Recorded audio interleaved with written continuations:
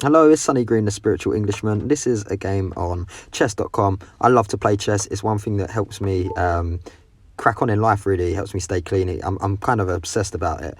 So I just thought I'd record some of my games that I play online with my friends so you can see how I play, and I can talk you through some little strategies and kind of I can review some of my games and how I lose. Now, I am voice overing on iMovie on my iPhone, so I actually can't really see my black pieces down the bottom here because the recording line is just in front of it, but I'm going to do my best to see through it. Okay, so we've advanced with some knights here. I'm not sure what opening this is. If you know what opening this is, please leave a comment below and let me know how I've opened here.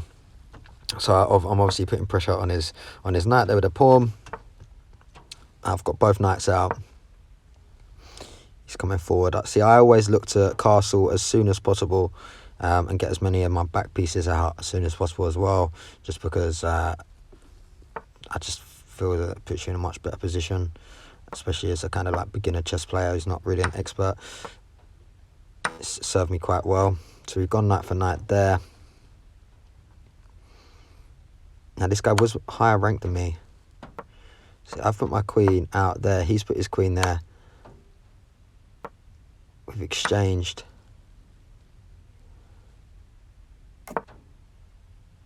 I've castled, he's castled.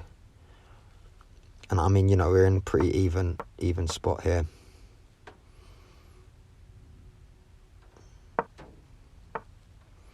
So it's just going to play out. I'm going to see what happens.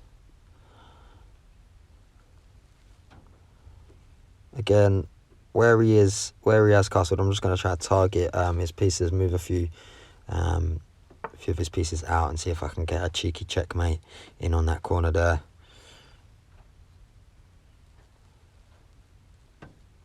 But I don't believe it's going to develop that quick.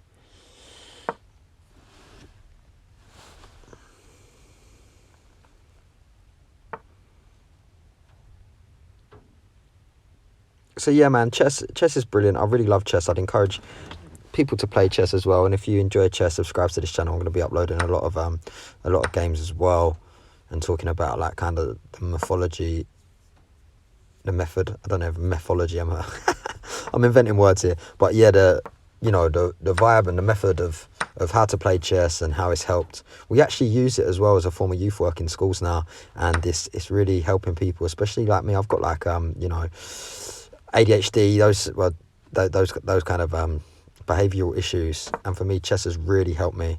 And I think actually a lot of people with ADHD seem to be quite good at chess as well. A lot of my friends that have it are quite good chess players. So I'd encourage it if any parents there are children with ADHD, or if you've got ADHD yourself, or you've got a hyperactive brain, have a go at playing chess. It really can be quite effective. This is some of the basic moves in chess.com. You can add me on there, SonnyGreenUk.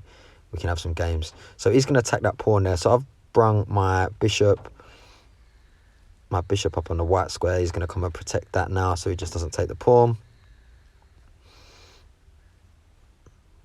So the key is whatever piece is under threat, as long as it's protected and you're threatening their piece somehow, then usually you're in good shape.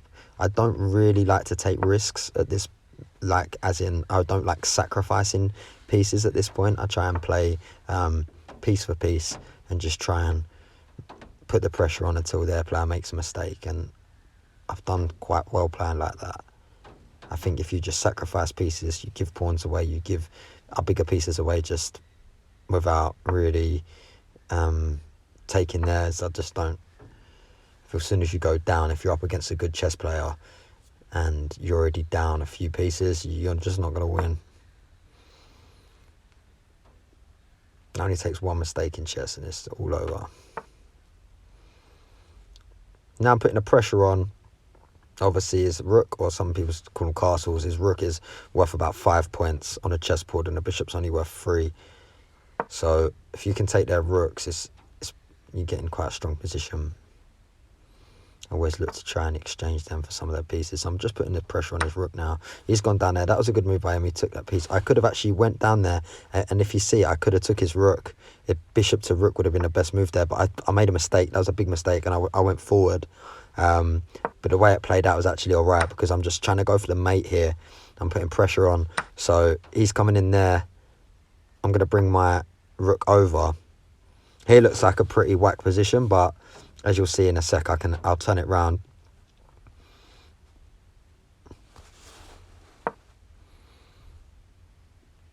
I'm just going to exchange. Am I going for the exchange here?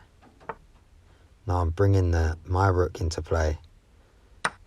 Yep. Good take with the pawn. And now I can see a mate. Soon as that rook goes into that position, it's being protected by the bishop. If I can get one of my rooks on the back squares here, I'm going to win this game. So there I sacrificed my rook at the end, and I've just went and got the checkmate. Boom! That's how you do it. Like and subscribe if you love chess, or if you want to see me win more games, or if you want to play me. There you go. Today it's all about producing and not consuming. And if we do consume, we're consuming stuff that's good for us. Let's get it.